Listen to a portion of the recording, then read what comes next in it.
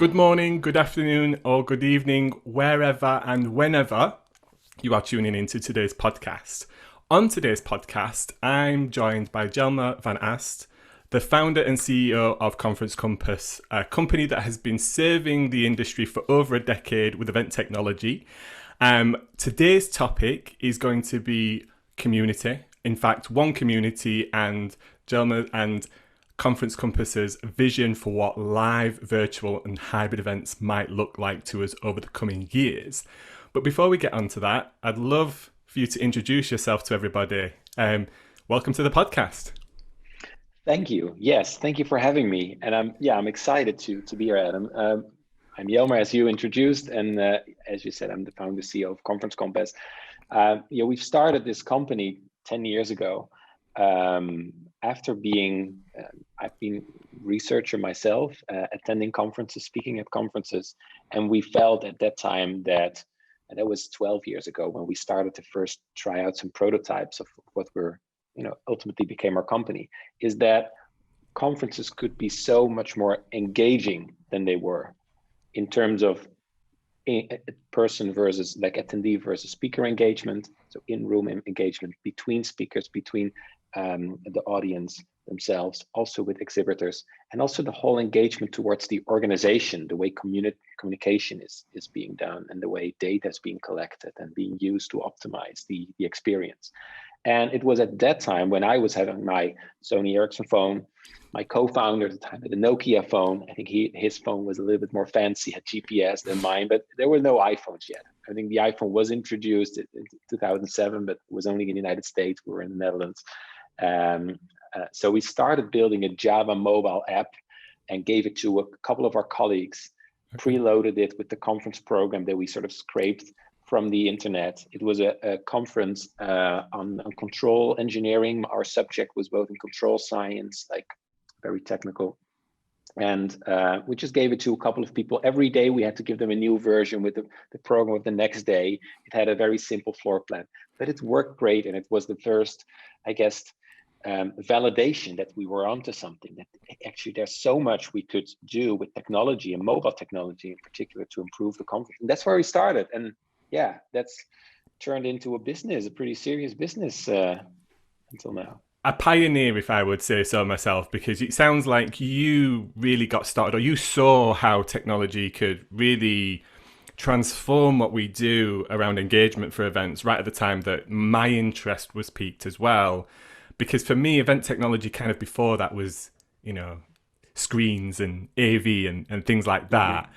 And we seem to be so old and antiquated in the way that we approach these things from an event production and event planning point of view. It was like Excel spreadsheets and, like you say, printed agendas and, no information. Flipovers with the daily changes to the program. Yeah, absolutely. I mean, some people still love that, right? I mean, even I'm sure there are still event attendees that go to an event and be like, oh, just give me a printed brochure. But from an organization point of view, especially now, 10 years on from where you first started, the value that we can gain as a sector out of providing our attendees those technologies to engage with, to plan their event, to plan their agenda, to engage with other attendees, especially right now where we can't meet physically, has never been more valuable, right? It's like it's an absolute necessity now for our sector to use technology. That's it. In a way, it was always our struggle to convince our clients, our prospects, if you like, that this was something, our product was something they would need. At the very beginning, it was clearly a nice to have. They, were used to their old ways of doing it. They didn't really see the value. We also had to find out what our, value proposition was. Was it to make the event more sustainable? Was it to make it more effective? What was it? Was it to increase business? But we were focusing mostly on congresses where knowledge exchange was taking place. Yeah. And I think we, maybe part of our efforts, but I think the industry as a whole uncovered that perhaps the ultimate objective that a conference organizer had was never really that well, let's say, delivered upon. So conferences in particular are about knowledge exchange and and about sharing the latest of your research, getting early feedback from your peers, much earlier than you would get when you publish a journal, which takes on average twice or three times as long. And I think no one ever measured how effective they were. So they were fine just letting it be the way it is. So that was 10 years ago. So at some point, the whole event app market sort of boomed, and it was clear that it was a must have, and it became more of a why us than why the product.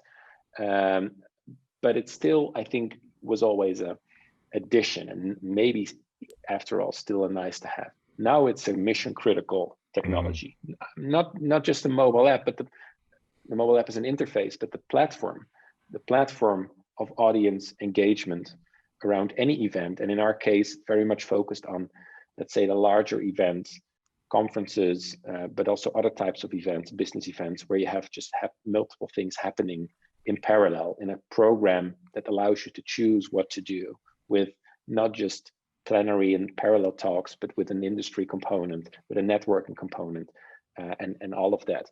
And we're now with our platform a venue, right? So you can't meet in person at a conference center, at a hotel.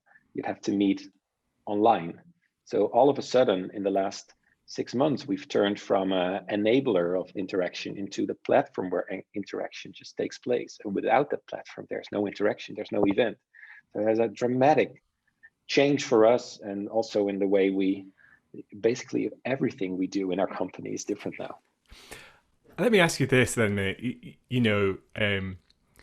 What's it like being Conference Compass right now amidst, I guess, rapid expansion, rapid need, increasing need for technology from the industry?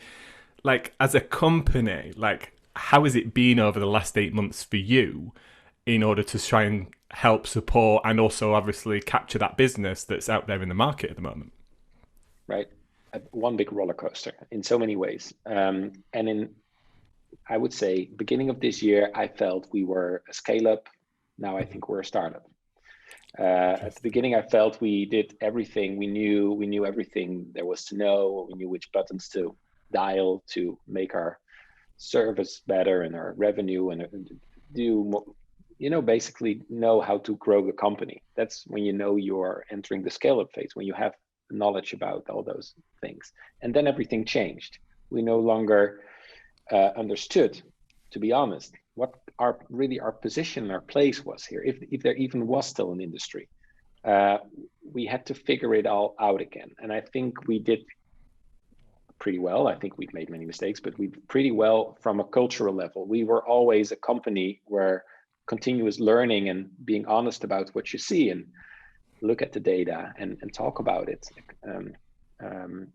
That helped us to go out immediately, talk to our clients, find out how we could help them. And in some cases, it was deliver our product in a different way, which we did, to still enable them to have their conferences, let's say in May, June, when the crisis was just starting, with some changes to our platform, but basically the platform as it was. And in some cases, it was about helping our clients just put the project on hold and allowing them to also, perhaps in many cases with our involvement, find out when and in what form to make their event take place.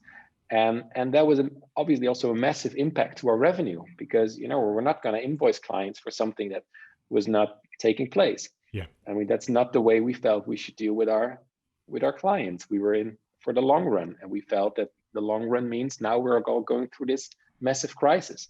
But it did allow us to talk to those clients and learn early on about things that we needed to do.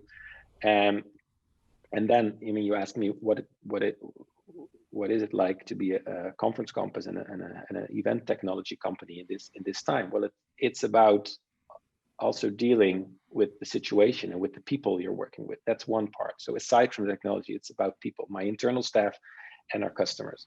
But it's also, of course, and now we talk about technology, about realizing very quickly that this crisis was not going to be over in a few months. We had some of our clients postponing their events from March or April to July. And we felt like, well, that would be great. Some postponed it to September. Yeah. But maybe it took us a week to realize, okay, let's assume this crisis will be over. And by that, I mean that live events, physical events would start of the size of the conferences we deal with would be possible at the end of 2021 instead of after the summer 2020. And that mindset changed how we thought about our product. And we realized, okay, so event app is not really going to cut it for a virtual event. The app, people think about app as a mobile app, the app is a web app as well. So we were focusing most of our development on the web app side. We were bringing it up to speed with all the great functionalities that we have in the mobile app regarding networking, connecting with each other. And we've introduced live streaming.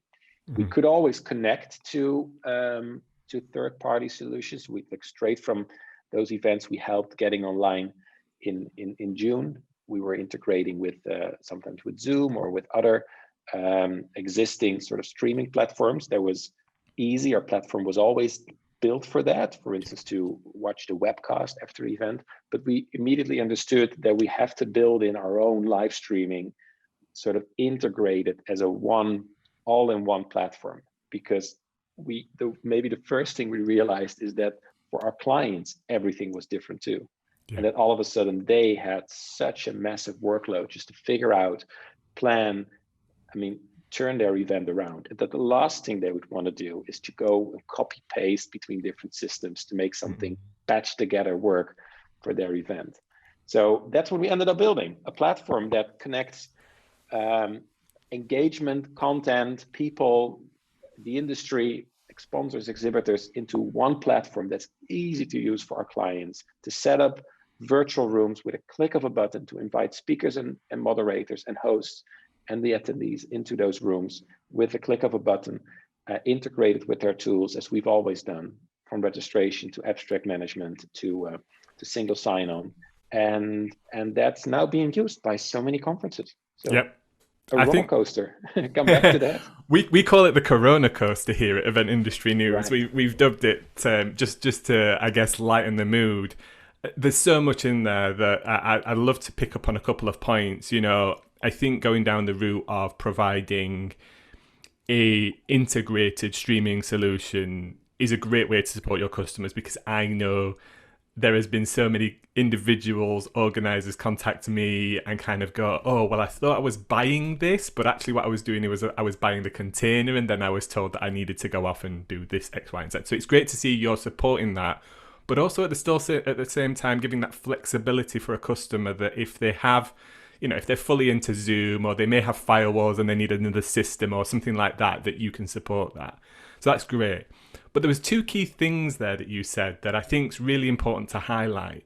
For me, it sounded very much like you became a partner and almost a consultant to your customers in helping them transition from physical to online and possibly back to a hybrid world. And I think that's really important to highlight that, because let's be honest about it, as a whole, the sector was probably presented in March with, okay, now you can't do what you used to do.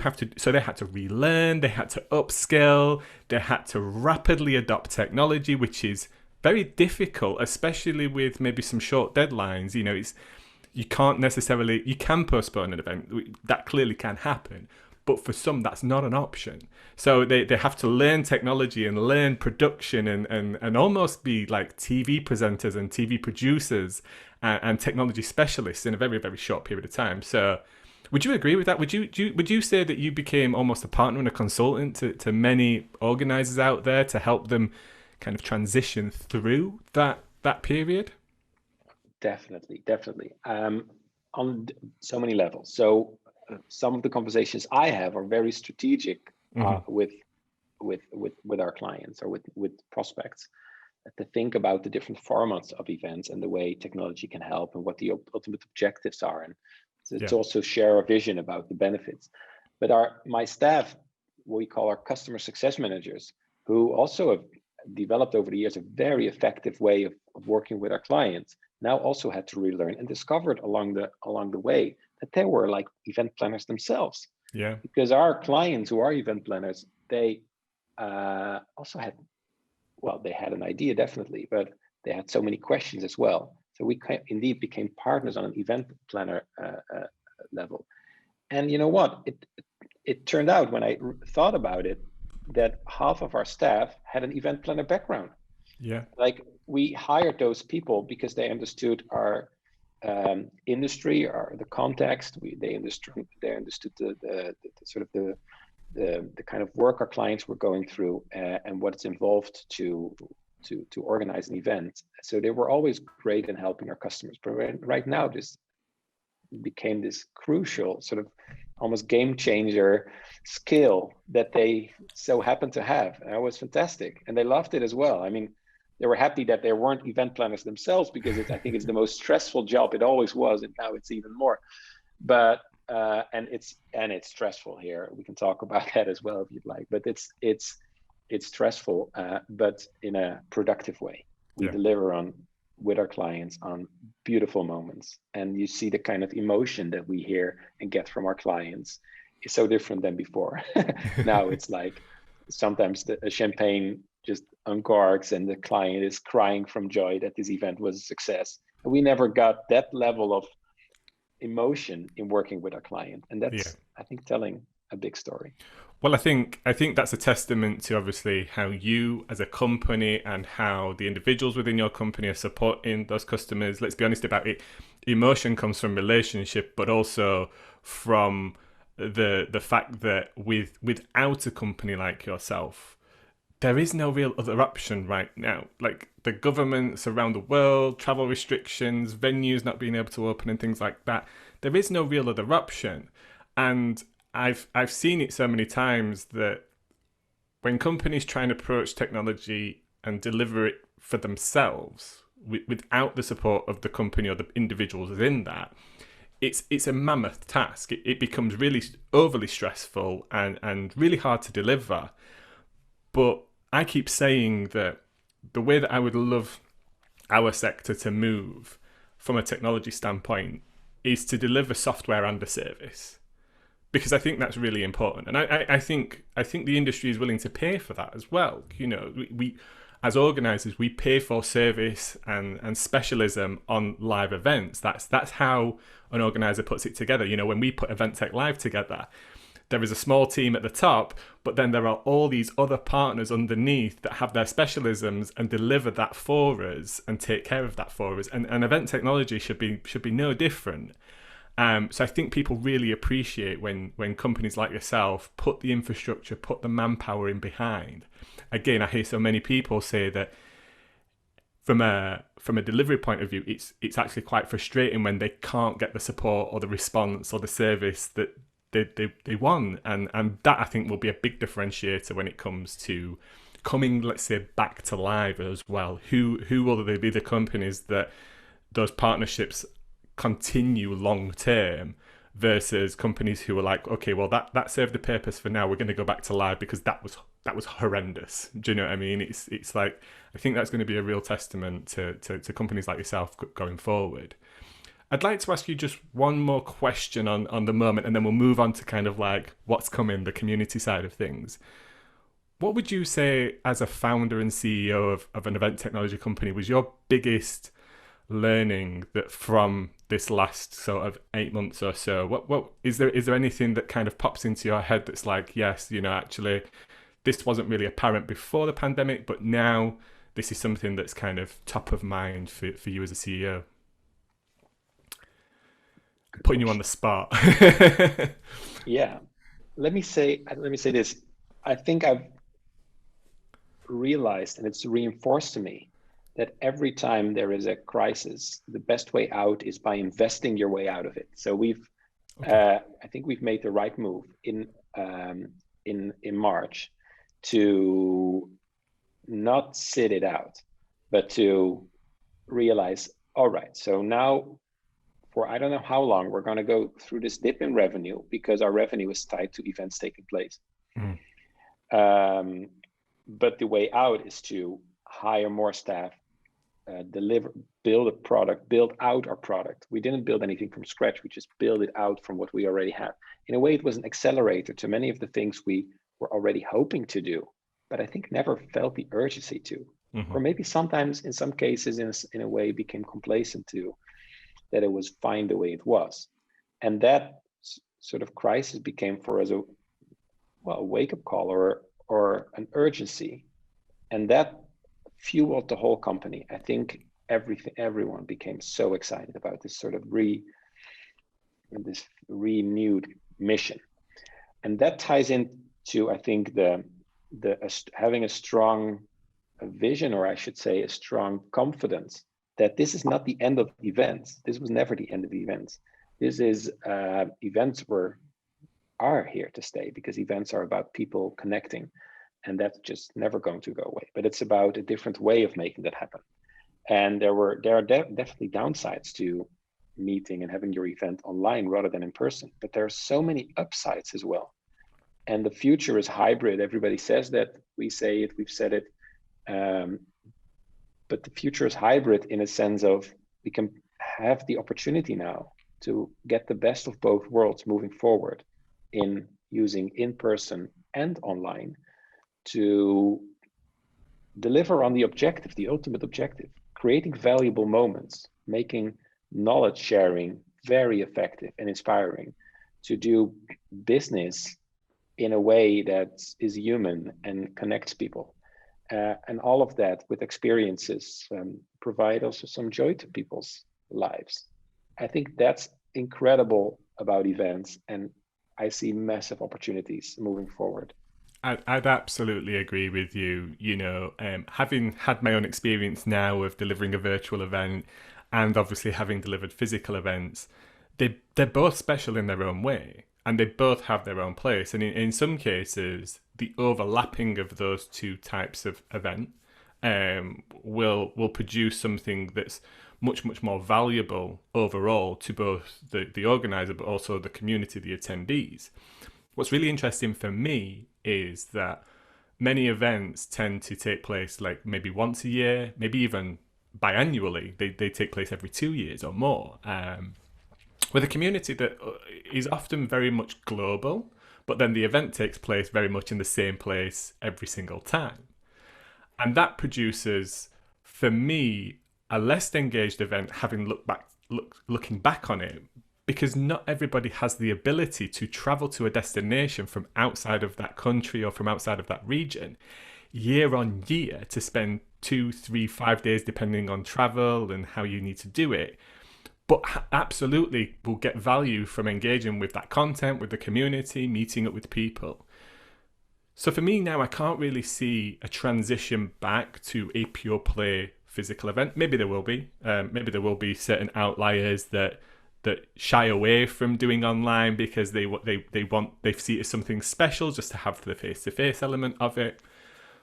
But from somebody who has a community themselves, for me now, virtual provides me with an opportunity to do things in certain regions and bring a community together around a niche or a topic in that region.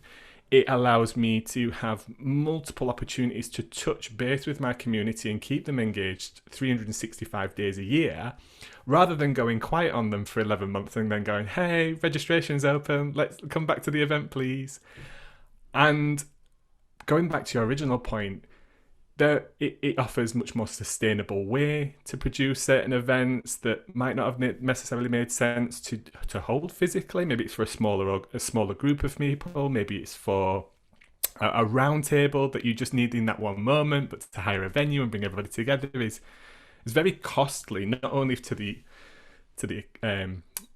world in terms of impact, but also to those individuals and businesses that are trying to support that conversation. Everybody traveling to a venue for half a day costs money. It just does. So I think there's so many things that virtual and hybrid events will present to us as a much more robust and better ecosystem for the events industry. It will allow us to provide much more value to our sectors that we serve, versus maybe what we did before. That means healthier event technology companies, because that means more business, right? It means growth for you guys. And just back to your point, mate, I must admit, as the owner of a business, going through that position of going, right, not only are we going to try and help our current customers, we're going to recruit, we're going to expand, we're going to develop.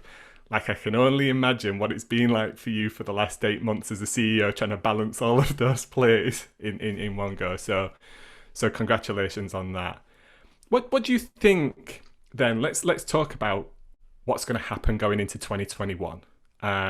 Interestingly, there was a report out yesterday by Globex, which is AMR research company for the events industry, and it's predicting that by 2022, we will see the same levels of events as 2019, but only by 80%. So that suggests to us that, at least very much now, virtual is here to stay, probably maybe for the next 6 months or so, at least.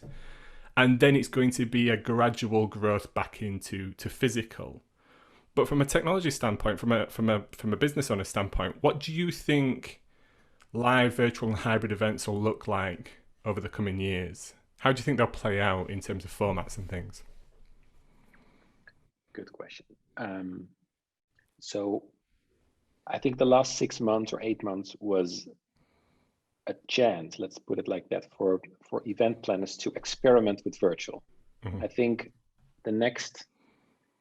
realistically, the next 6 months will perhaps not be different, but the 8 months after will be a chance to experiment with hybrid. Discovering what virtual meant in the last period, and we're in the midst of it, and discovering what hybrid means is, I think, an opportunity that everybody in this industry needs to grasp and not shy away from, because it's experimenting. Nobody really knows what this is. Everybody talks about hybrid, and some people talk about, we've been doing hybrid for many years. Let's not say that. Let's not pretend we know what it is. I have some ideas, but we're gonna find out. So hybrid for me can mean multi-hub, for instance. So you have an event taking place in different locations, smaller locations, connected together, plus audience joining from their homes. Hybrid could also mean having the old format of a one venue where things take place, where everybody is able to see all the sessions remotely, and some of the speakers are joining remotely, while some of the speakers are in person. And that's speakers versus attendees, but the same applies to attendees versus attendees, exhibitors versus, like, companies versus attendees, and all these connections. And that all of that means catering for all the combinations of people, the different types of participants joining online and in person. It could also be hybrid in the sense of duration. The event, almost by the definition of the word, is a moment in time. And it was always a moment in place, but if it's online, it's perhaps no longer a moment in place, but still a moment in time. 3 days of a program, buy a ticket, book your calendar, no other meetings, you're just gonna be there. But that makes sense for a physical event, because you have to book your venue and you have to get your staff in order. But that doesn't necessarily make sense for an online event. So, and then talking about hybrid, that could very well turn into, you have a moment in time and place where you can, if you'd like to, go, but you could also join online. But the whole experience becomes much more, let's say, spread out over the year. Maybe that's not the right word, but it's a continuation. It starts before, it continues after, and it connects between the different events that an event organizer or community owner builds. And then we really can start talking about a community, not just an event community, those attendees who were there, but like-minded people who, for their own reasons, choose to go to that event, but for the same reasons want to be connected around that subject with those people, with those exhibitors, with that organizer throughout the year. And I think ultimately that's what an event owner, let's call a person, like the company event owner, has. It has a ability to bring people together around a certain mindset. Traditionally at a live event, but in different ways in the future. So I think hybrid can be all these kind of things. And it all boils down for me to community. And by community, I mean like-minded people who just want to advance in whatever they are, if they're medical professionals, scientists, or business owners like you and me, or entrepreneurs, and you want to advance in your field, and that's where you want to meet people within that community. Not necessarily all like-minded people, but people that can challenge you and that are equally engaged with that subject. And that's what the future is. And definitely technology is crucial there, because it's not just about meeting face-to-face and exchanging a business card and maybe our apps helping you to do that more effectively. No, it's about having almost like the technology be there, but be out of the way at the same time, really enabling you to achieve that objective.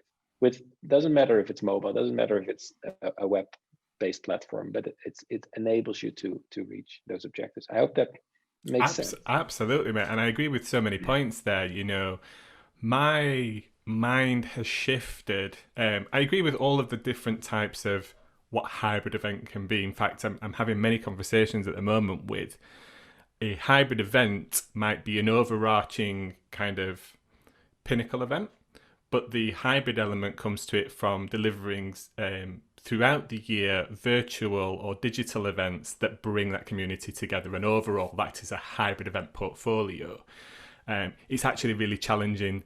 I think it's going to be really challenging for many smaller to medium-sized organisers to actually produce both at the same time, because you need twice the amount of people. There's twice of the amount of things to kind of take a look at. And that's coming from my own experience as well. You know, out of the back end of what we delivered back in November for Event Tech Live, it was very clear that if we were all on site, we would need twice the amount of people to produce both sides of things.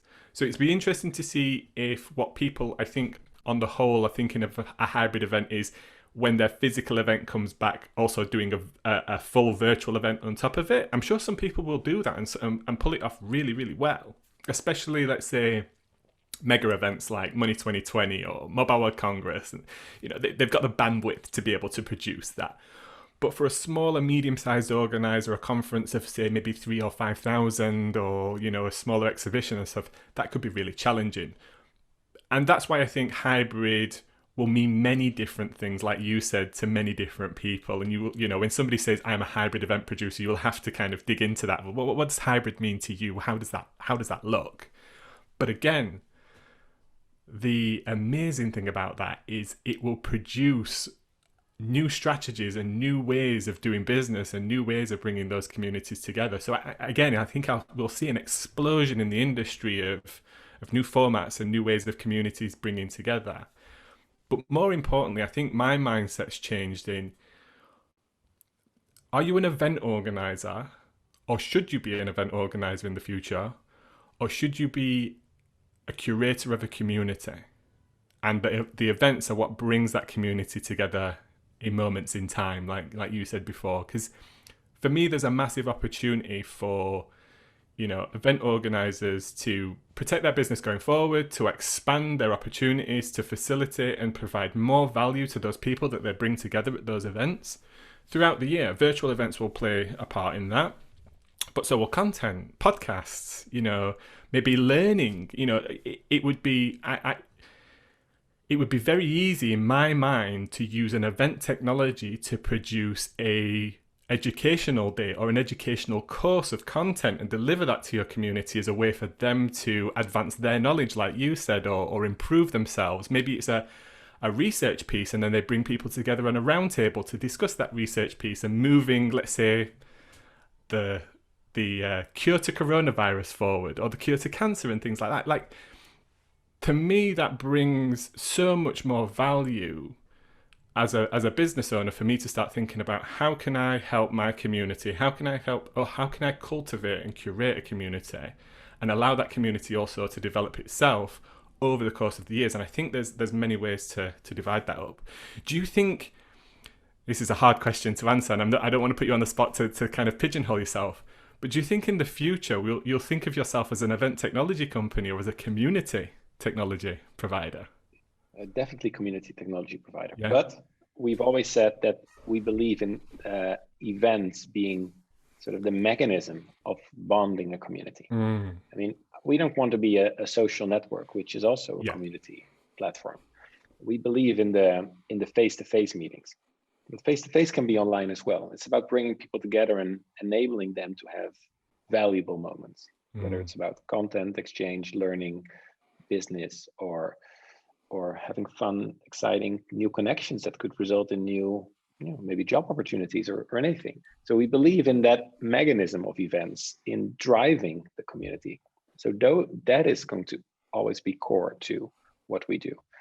And it's also about understanding those different markets or verticals or like parts of the industry and how that works out for them. For instance, in the scientific conferences community, it's obviously the knowledge sharing part is amazingly crucial, but it's also part of the journey of let's say a scientist to not just, it's not about just presenting at the conference and that's it. No, it's your journey of developing your science and your results, and the journal is another part of it, and that the whole online sort of connections to fuel and drive your research are crucial to that. So I think, and what I really think our company, the place of our company should be, is the enabler of those moments, but very well connected in terms of technology to all those different other parts of the journey of such a, well, I don't want to call it attendee, community member, who's an attendee in an event and just him or herself the rest of the year, whatever he or she is doing. And so we will know our place, which is the enabler of engagement between people, making sure we are connected. Our platform is connected to these other touch points. So what do you think are going to be our industry's biggest challenges to move to that kind of vision over the coming years? Where do you think the challenges lie? And I don't want to put words into your mouth, but some are saying the challenges might lie initially in recruitment and people within that you can bring into those businesses, both as event organizers and maybe as event technology companies, to help support that shift or that growth into that vision. Others are saying over the next couple of years it may be budget that's the challenge, because although they want to invest as businesses, they may struggle at the moment to justify, maybe they, as a business, they're making redundancies, or their industry's slightly been hit harder by the coronavirus. Do you agree with those, or are there other challenges that you think our industry will face? And if so, like, do you have any ideas how we may be able to overcome those challenges? Yeah, I think the main challenge is perhaps, will our industry be able to learn quickly enough? Because I think notoriously our industry is not the fastest learner in the classroom.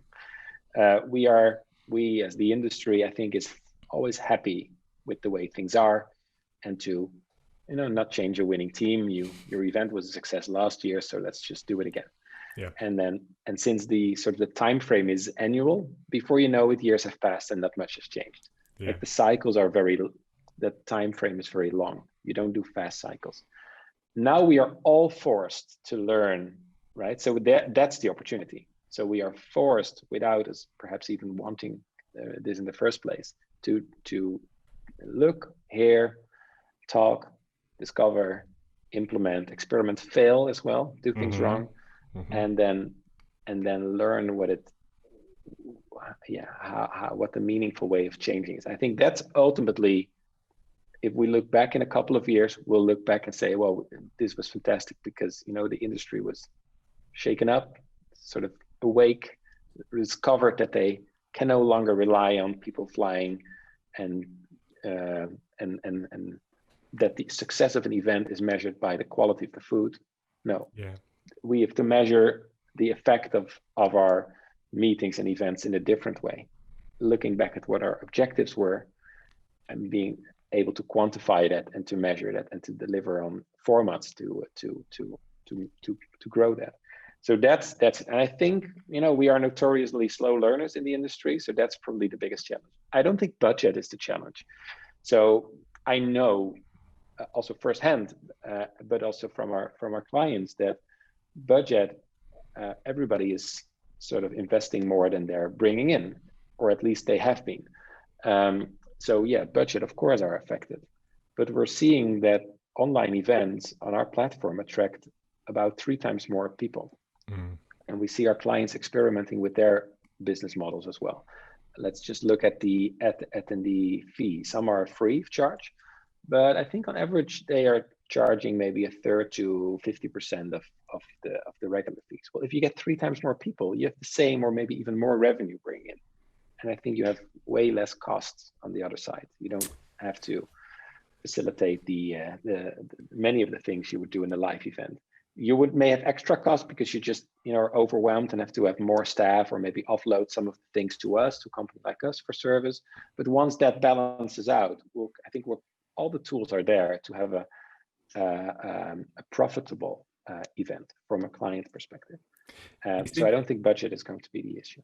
I think it's really interesting that you say that when it comes to the way that I guess events are being invested in right now and also sold right now.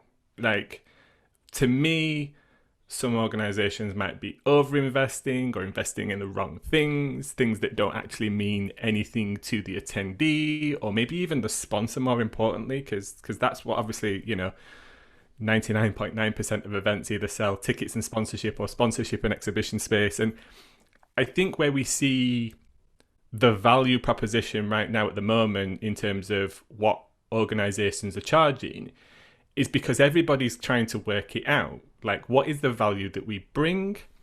What does ROI look like? Is the value to attendees pure content? Is the value to exhibitors or sponsors pure lead generation, or is it brand exposure, impressions, and engagement with the community? And how do we measure that value?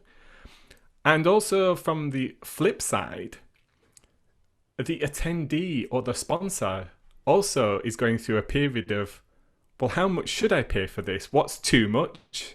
And also, what's a steal? Like, is a $300 online conference more valuable than a $100 conference?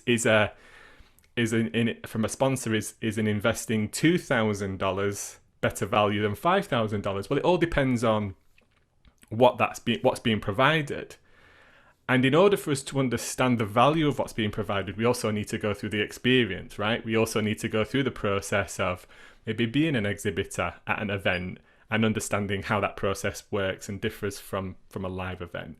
So I think at the moment, the massive differentiation when it comes to revenue is based on everybody's just trying to work it out right now.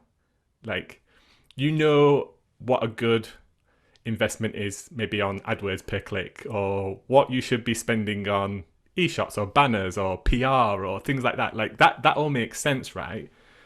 But virtual events as a way to learn, but also to market yourself, is really a brand new thing. It's something that's only been around maybe for a couple of years in some sectors, but for the entire industry, the last 8 months. So I think budget might be something that companies struggle to get signed off, but I don't think it will be the thing that really determines the investment going forward, because I think people will work out how to sell it, but also work out how to provide value, and therefore the sales will come. It's interesting that you say about more people. Do you think that's the way that also organisers will generally grow, is by attracting a bigger audience? I think that's so. The massive opportunity here is that you can, and I think there's all the reasons to attract more people. Why? Because you're lowering the barrier to entry in all ways. Like, it's, even if the registration fee is the same, it's much more affordable to participate in an online event than to fly and book hotel and all the costs of going for in person. You also, I think right now, but also moving forward, remove the barrier to entry for people who are not comfortable flying now. And now with the lockdowns, you can't, but let's say the lockdowns will be released, then you may still not be comfortable traveling. You also are conscious of your time. So even though the event takes 3 days, you probably have to carve out 5 days of your agenda to participate in the event. and you're not going to be at home in the evenings, or you're not going to get perhaps some of the work done that you otherwise would in the mornings, or I don't know. So all of those barriers to entries are gone for an online event. And I'm not saying that hooray, no more live events. What I said earlier about the value of an event being measured, of a live event, in the quality of the food. The quality of food is amazingly important for the experience. Yeah. So I guess it's about experience. You may still want, and I think that's also where hybrid comes in, you may still want to travel to some events because you value the experience on site with people in a different way than you value the experience online. I think event technology, our mission is to make sure that the experience online is fantastic, and then we come back to the community vision, and it's not a separate community from those people who meet on site. My vision and my mission is really to have those people experience something differently, but still part of the same community. That's why we've built a one all-in-one platform where we came from a mobile app. We've now developed all these streaming services and the online sort of browser version of that. And you can have meetings where someone is joining from their desktop, their browser, and the person on site is joining from their phone. And you have a video call together without having to exchange your phone number or email address, because it's a built-in sort of one-to-one video streaming meeting. Same with roundtable meetings or all of the sessions. Plus everything that happens when nobody is in person anymore and the event sort of takes place more across the year, where you continue the conversations you've had in person online, or where you follow up on some of the questions you had but didn't dare to ask during a session. You can follow up with the speaker afterwards much more fluidly, where you can catch up on the presentations that you've missed by viewing the recordings, and not just viewing it as a TV show, but still with the same engagement elements, not live voting, but still Q&A and chat and contacting and appointments with people who also are interested or have attended that same presentation. And all of that means that all the barriers to entries are going to be as low as possible. And it's ultimately up to the people, the individuals, to decide, am I going to join this one online or in person? And why this is inclusive is that it becomes a personal choice. Yeah. Not excluding people anymore because you say it's only in this location, and maybe it's in the Netherlands. Great, you see many Dutch people because it's easier to come, but you exclude many people across the world because it's just too costly to travel here. You're removing that barrier to entry. So last week we had a conference where we were providing support also to the attendees. Some attendees had a hard time signing on and they just needed a bit of support. And we were speaking with people in Nepal, Nigeria, Tunisia, wow, Australia. And it was fantastic to see that those people were able to join the event. And our platform is sort of video streaming with, I think, about at most half a second latency. So everybody felt that they were part of the live experience, and that live voting and live Q&A was really live. And you were not sort of only watching the sort of 10 seconds or 30 seconds delayed stream. So everybody felt they were part of it. Not to say that everything was perfect. I think there's, like on our technology, I think we could make it still easier to have people sign in. They shouldn't even have to get our support to sign up. They should be doing that themselves. So we're learning all the time. Plus also the way the event was produced. I think sometimes people were in a session waiting for the session to start, feeling pretty alone, feeling like, is it me? Is it started? Or I think there's so much production also that can be improved and everything. And that's why it's an incredible journey. It's about lowering the barrier to entry and increasing the engagement, making people feel like they're part of one experience, one community. That's our vision. And you know what's really interesting about your vision for that one community is, for me, it's very apparent from what you've just said there, that the decision-making process on what your event looks like, how your event plays out, maybe even the venue and the destination that event takes place in that year, becomes the decision of the community. And it's also a very beneficial way for an organizer to produce an event and to deliver an event, because there's no guesswork then. If your community saying, do you know what, guys, we'd really love the event in the States today, Mexico's looking pretty nice this time of year, or maybe they want the community wants to go to Amsterdam because it's around the back end of the year and it's Christmas time and there's oliebollen and croquettes and all these kind of, it becomes a way that I think what's really interesting about what you said is by providing a community platform with events, the community can get involved in the curation of that event across everything, even down to the food, mate, even back to like what's being served at lunch, right? Like, that for me is a great way for me to feel a part of that community and to feel that I've been a part of the decision process of the event. And you know what? If I don't get my favourite food, I know it's because everybody else has voted for the hamburger or the chicken or something like that. Like, I understand the decision process, right? I'm involved. I understand how it's being produced. So that's a really I'm not interesting sure if point. I agree with you here. I think You we've been don't? agreeing with each other all of the time. I think this could be nice, but I personally don't want to be bothered by having to vote for what kind of food I'd like. I would love to be surprised and would trust the skill set of and the professionalism of the event planners to be able to surprise me and delight me with that. But that's me, right? You're a very but I open can person see where there. you're coming from. I see where you're coming from.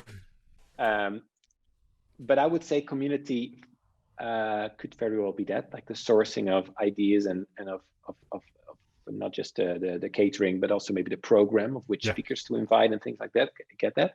I think there's more than that. I think there's also the part where the community and the one annual event that's being organized for that community is basically it's all in the hands of the conference organizer, the meeting planner, which I think to a big extent it should be. But if that's all that happens within that community in a year, that doesn't turn it into an active community.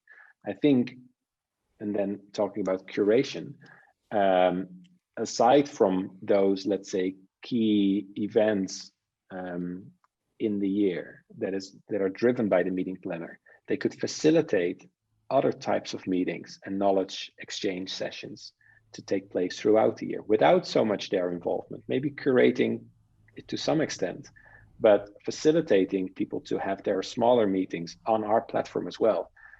We have all the tools for that. So people can meet one-on-one and in groups on our platform during the event, but they could just as well do that 365 days a year.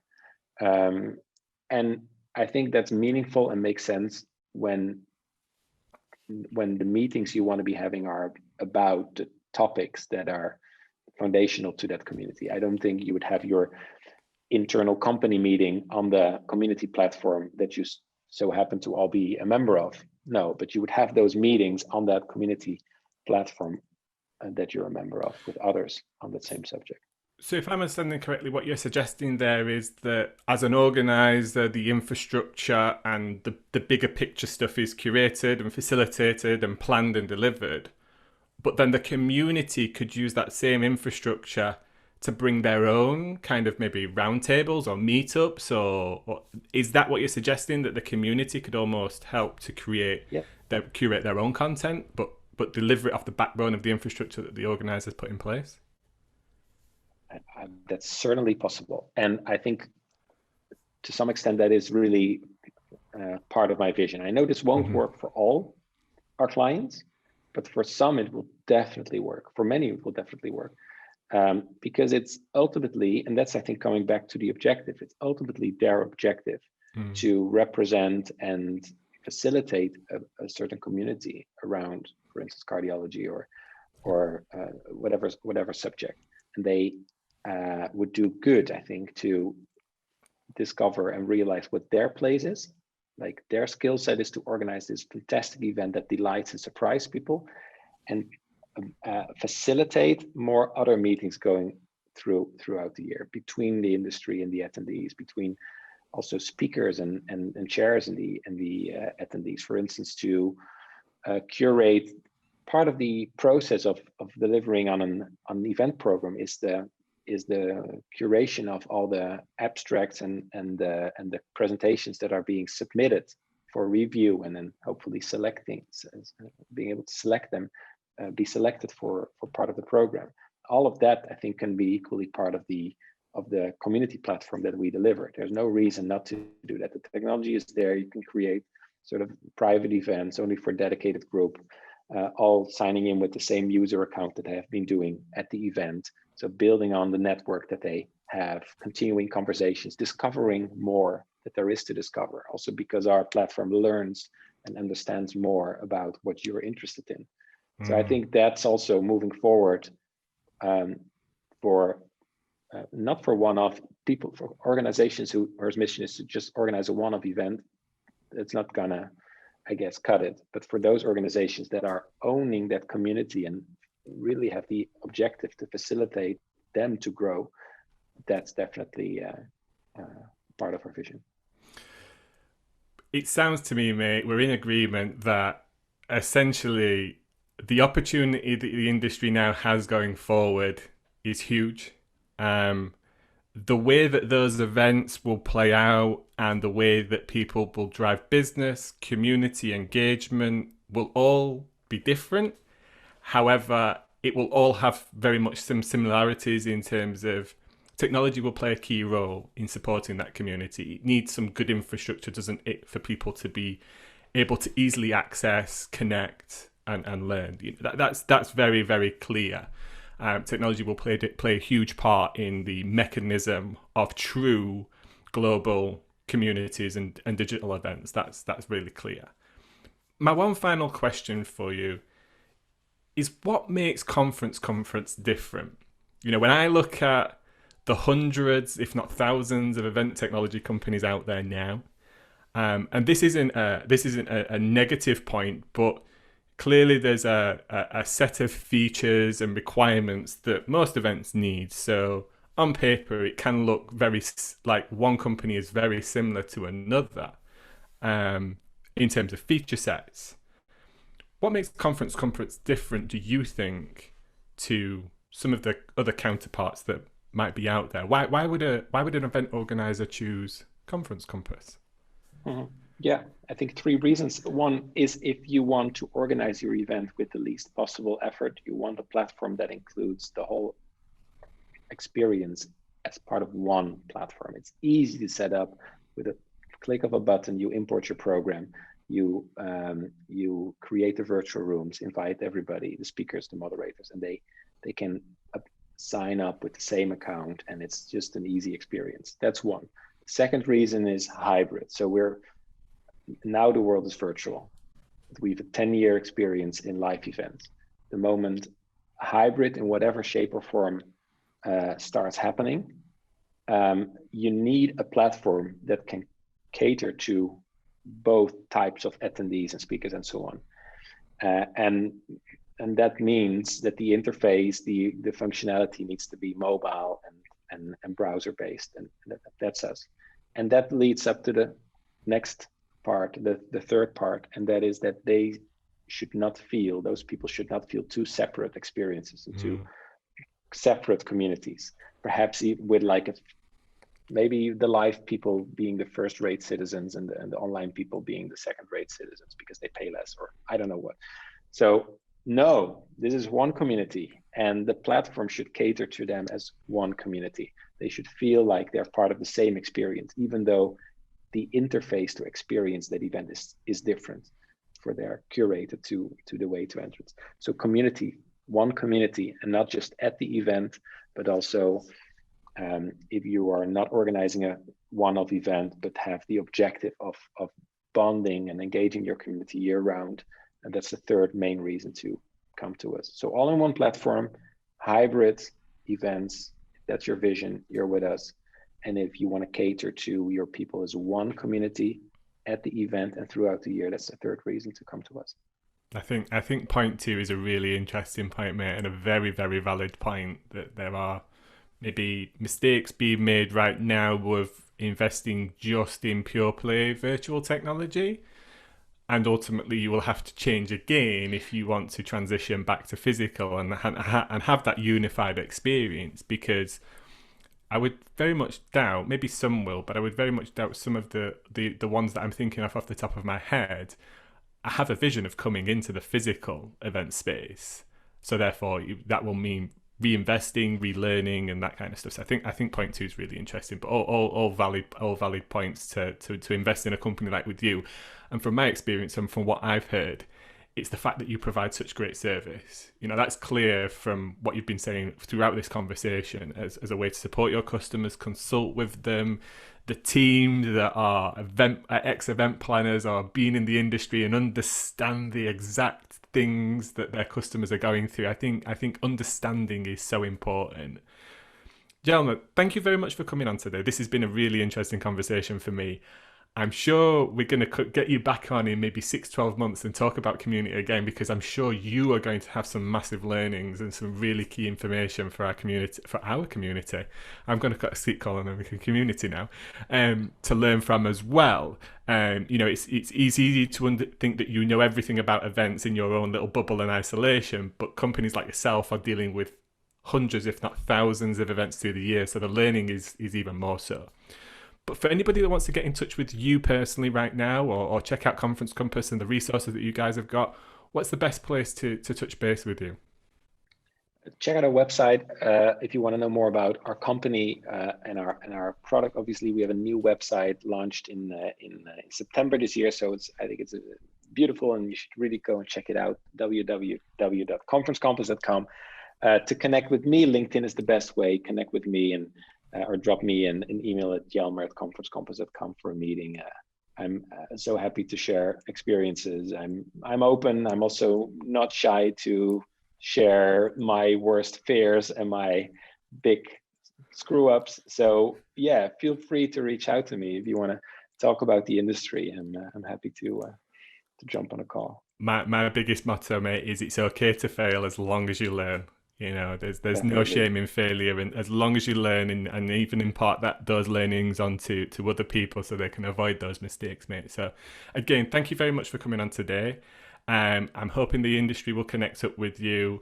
It's been a great conversation, and we'll catch you in the next one. Will do. Thanks, Adam.